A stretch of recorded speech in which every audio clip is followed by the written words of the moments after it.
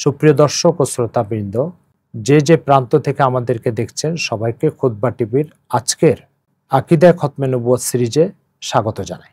প্রিয় দর্শকবৃন্দ, আপনারা জানেন ইসলামের যত বাতিল মতাদর্শের জন্ম হয়েছে, প্রত্যেক বাতিল মতাদর্শ ইসলামের কোনো না কোনো বিশ্বাসকে আঘাত করার চেষ্টা করেছে।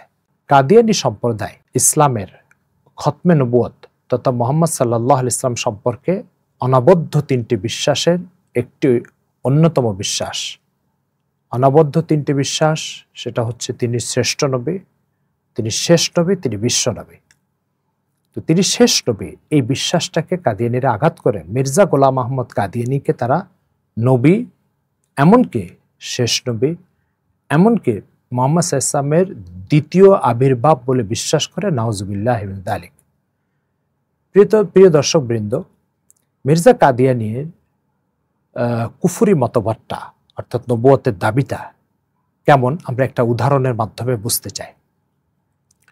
মনে করেন একটা ফ্যাক্টরিতে 1000 শ্রমিক কাজ করে। মালিক দেশের বাইরে থাকে, সেখান থেকে সে একজন দায়িত্বশীল ব্যক্তিকে ম্যানেজার হিসাবে নিয়োগ দিল। প্রত্যেকটি শ্রমিককে বলে দিল, তোমরা যে যে মাস শেষে বেতন পেতে চাও তাকে তাকে আমার নিয়োগ দেওয়া এই ম্যানেজারের কথা শুনেই কাজ করতে হবে এবং তার আনুগত্য করতে হবে, তবে মাস শেষে বেতনের নিশ্চয়তা আছে। শ্রমিকরা যে যে ম্যানেজারের কথা শুনবে, কাজ করবে, সে বেতন পাবে। আর কেউ কাজ করলো কিন্তু ম্যানেজারের হুকুম মোতাবেক করলো না, তাহলে সে মাসের শেষে বেতন পেতে পারে না।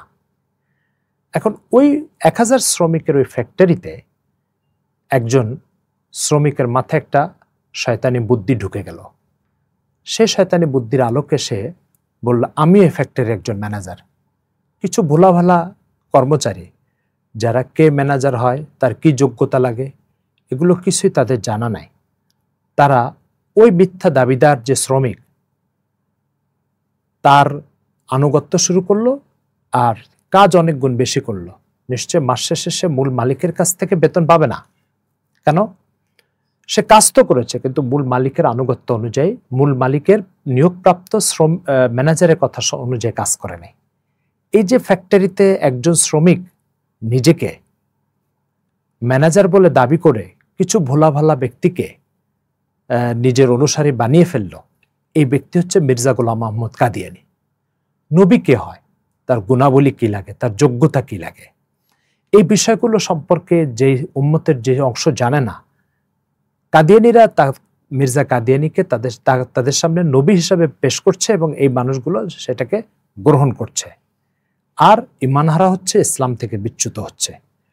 তো মির্জা গোলাম আহমদ কাদিয়ানী মুহাম্মদ সাল্লাল্লাহু আলাইহি ওয়াসাল্লামের পরে নবুয়তের দাবি করে ইসলাম থেকে বিচ্যুত হয়েছে, তার অনুসারীরা বিচ্যুত হয়েছে এবং তার অনুসারীদের একটি সেজদা, একটি ইবাদত কোনোদিন কবুল হবে না, কারণ তারা আল্লাহ কর্তৃক নিয়োগপ্রাপ্ত ম্যানেজারের অনুসরণ না করে মির্জা কাদিয়ানীর অনুসরণ করেছে। এই কারণেই আশা করি বিষয়টা আপনারা বুঝতে পেরেছেন। এই জন্য এই উম্মতকে মির্জা কাদিয়ানীর কুফরি মতবাদ থেকে রক্ষা করে মুহাম্মদ সাল্লাল্লাহু আলাইহি ওয়াসাল্লামের অনুসারী বানানো এটা জরুরি। আসুন আমরা সকলে এই দাওয়াতি যাত্রায় শামিল হয়ে যাই। আসসালামু আলাইকুম ওয়া রাহমাতুল্লাহ। সব কিছু ছেড়ে আমার